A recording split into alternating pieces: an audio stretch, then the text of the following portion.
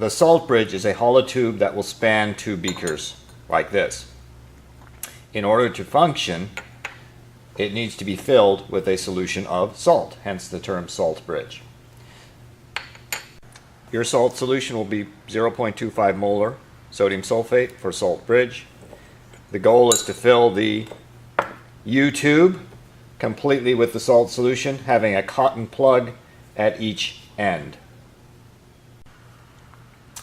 I've used a pipette to fill this U-tube mostly full. I'll put a cotton plug on the right side. I'm rolling it up like an earplug.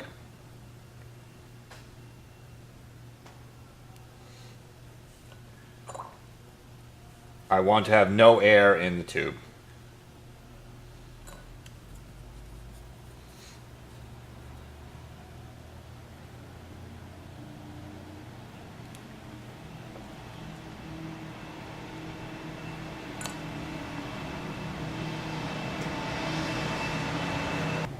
I think this is good. I'll turn it upside down. I see no air bubbles. It bridges the two beakers. That's a salt bridge. Your lab station will provide you with a multimeter that can measure volts, amps, and ohms. There are two types of current as we discussed. DC is direct current, symbolized by these straight lines, one of them dashed. AC is alternating current, squiggly line. For today's lab, you'll want to be measuring DC amps, DC volts, because batteries are direct current devices. The device has a power switch and a dial with many settings. Notice down here that as I turn the dial, different openings appear. This is so that you plug your electrodes in the right places. If I want to measure volts, I should go to the sign that says V for volts. Direct current, and the instructions will tell you what to do, but I'm giving you a preview. This is direct current volts. This is alternating current volts. Over here, direct current amps.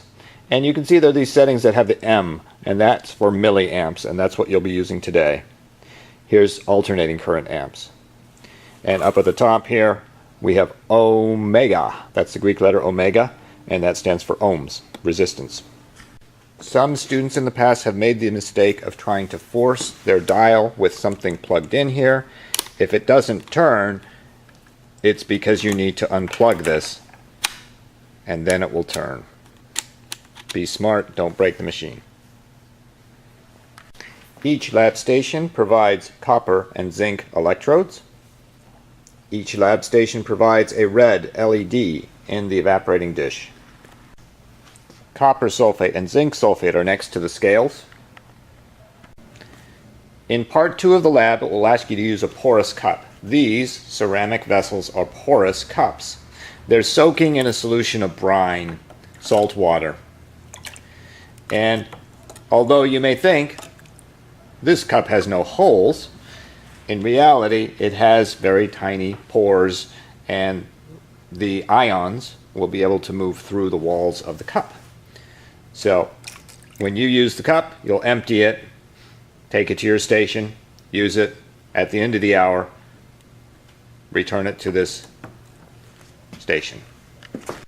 The buffet table will have a plethora of choices for you to use when you're in part 2 of the lab.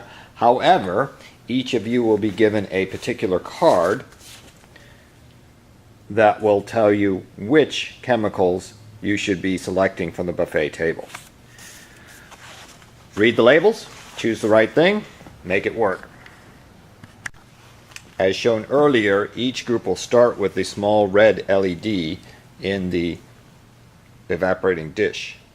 However, I have this assortment of bigger LEDs for groups that are making the super battery. So this is a beautiful blue LED, requires 3.2 volts. This one is the most fun. It's a 7-color blinking LED. Requires, again, 3.2 volts.